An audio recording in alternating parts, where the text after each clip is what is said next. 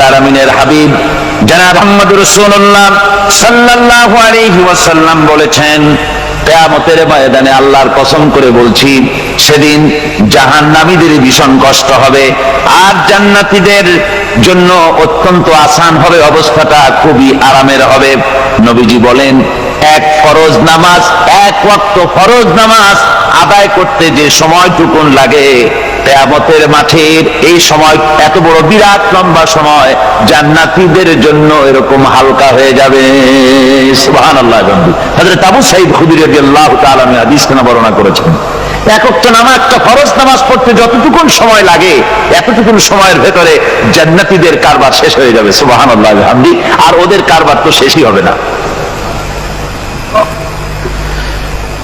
وَيَوْمَ تَشَقَّقُ السَّمَاءُ بِالْغَمَامِ وَنُزِّلَ الْمَلَائِكَةُ تَنزِيلًا। ফেরেশতা দেখতে চায় সেদিন আসমান সমূহ বিদীর্ণ হয়ে মেঘ পুঞ্জ বেরিয়ে আসবে, আত্মপ্রকাশ করবে, তার ভেতর থেকে ফেরেশতারা ক্রমাগত নাযিল হতে থাকবে। আর অবস্থাটাই হবে, আল মুলকু ইয়াওমাইযিনিল হাক্কু লির-রাহমান ওয়া কানা ইয়াওমান আলাল কাফিরিনা আসীরা। আর সেদিনে বাদশাহী হবে কেবলমাত্র রহমানের। ওয়া কানা ইয়াওমান আলাল কাফিরিনা আসীরা। আর সেই কিয়ামতের দিন, সেই সময়টা হবে কাফেরদের জন্য বড়ই কঠিন। এখানে কিয়ামতের কিছু কথা বলা হচ্ছে, কিছু আভাস দেওয়া হচ্ছে যে আসমান সমূহ বিদীর্ণ হয়ে মেঘ পিণ্ড বেরিয়ে আসবে এবং তার থেকে ক্রমাগত ফেরেশতারা নাযিল হতে থাকবে। আল্লাহর হাবিব বলেছেন, কেউ যদি কিয়ামতের দৃশ্য দেখতে চায় সেজন্য সূরা ইজা শামসু কুবিরাত ওয়া ইজা সামাউ ফাতারাত, ইজা সামাউ শাক্কাত, এই সূরাগুলি যেন পড়ে, তাহলে কিয়ামতের দৃশ্য তার চোখের সামনে প্রতিভাত হবে।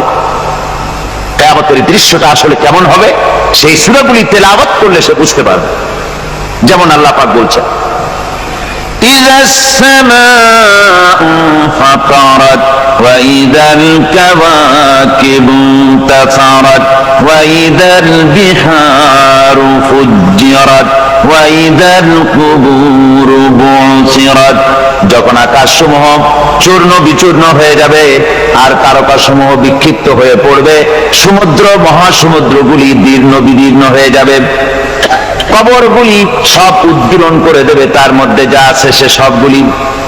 আবার আল্লাহ পাক বলেন, ইযা শামসু কুবিরাত ওয়া ইযান নুজুমু কাদারাত ওয়া ইযাল জিবালু সুয়্যিরাত।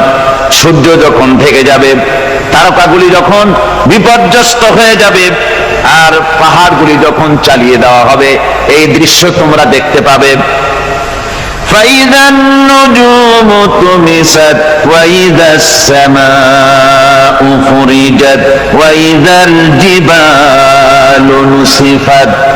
সেদিন অবস্থা এমন হবে, সমস্ত তারকাগুলি স্তিমিত হয়ে যাবে আর আকাশসমূহ দীর্ণ বিদীর্ণ হয়ে যাবে।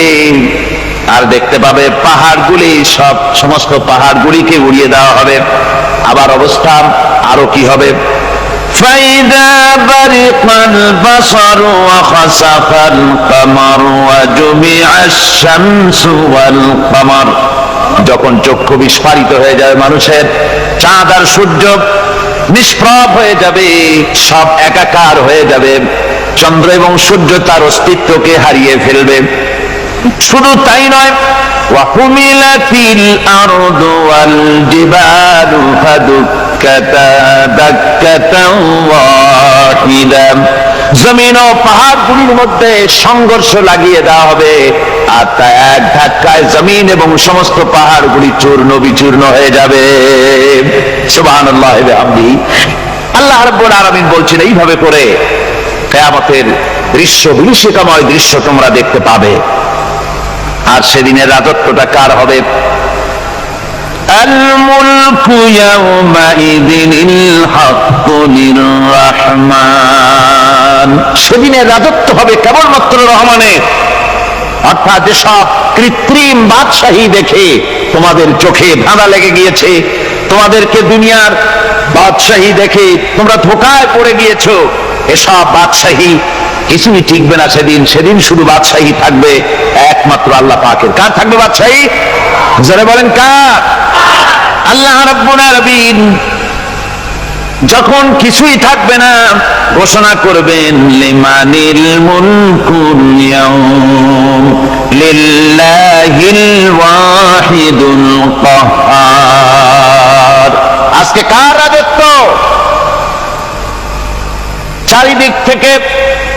চারিদিক থেকে আওয়াজ আসতে থাকবে, পরাক্রমশালী আল্লাহ রাব্বুল আলামিনের রাজত্ব। আর কারণ নয়, হাদিস শরীফে এসেছে, বুখারী মুসলিম শরীফের হাদিসে এসেছে, আল্লাহর নবী বলেন আল্লাহ রাব্বুল আলামিন তখন তার এক হাতে আকাশ মণ্ডলীকে ধারণ করবেন, আর এক হাতে জমিনকে ধারণ করবেন। আকাশ